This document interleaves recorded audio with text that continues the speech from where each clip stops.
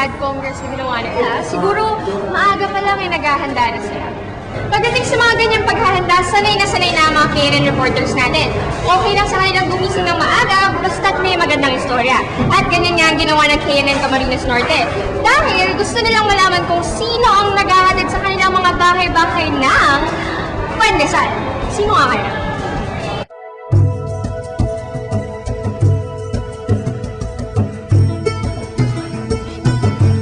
Paboritong almusal ng mga Pinoy ang pandesal.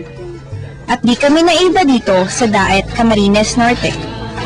Pagkagising ko sa umaga, handa ng pandesal sa aming hapagkainan.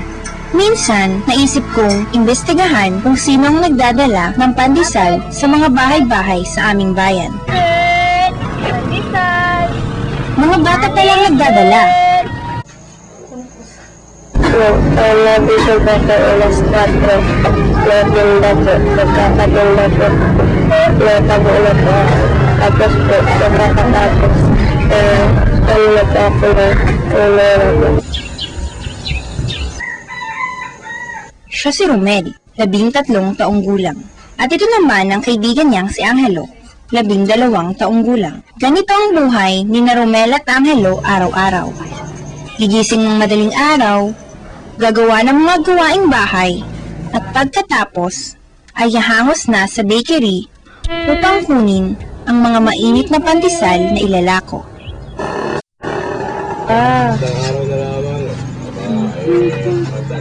Pagdating ng alas 4 ng umaga, nasa daan na sila uli, sakay ng bisikleta o naglalakad. At kahit ganun na kaaga, alam ng mga tao na nasa paligid na sila. Dahil para silang mga tandang na gumigising sa mga tao.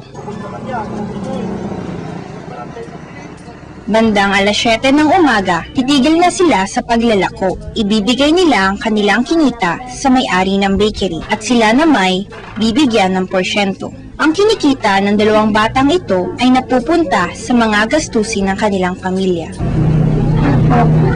Siyempre, para makatulong sa magulang. Para hindi ako para hindi nahirapan ng magulang. Para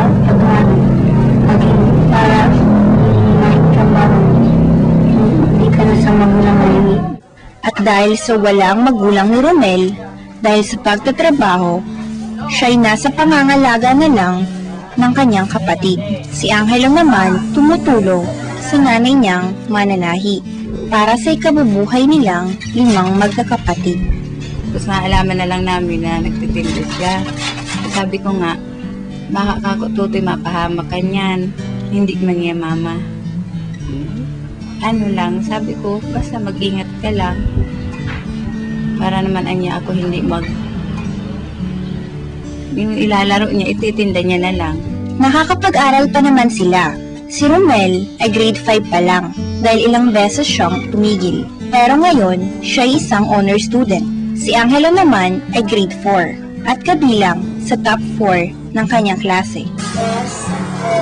Hindi biro ang ginagawa ni na Romel at Angelo. Bukod sa nakakapagod, dahil sa napakaaga ng kanilang gising, di rin daw maiwasan ang mga aksidente. Natuwa ko na aksidente. Nasurok ko sa sa galing ng bike namin, yung bike.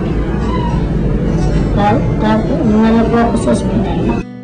Pero determinado sina Romel at Angelo. Umulan man o umaraw, maglalako sila. Siguro, naiisip nilang kahit sa ganitong maliit na paraan ay makakatulong silang magdala ng pagbabago sa kanilang mga buhay. At kami naman nagpapasalamat sa kanilang tiyagang magdala ng agahan sa aming mga hapagkainan.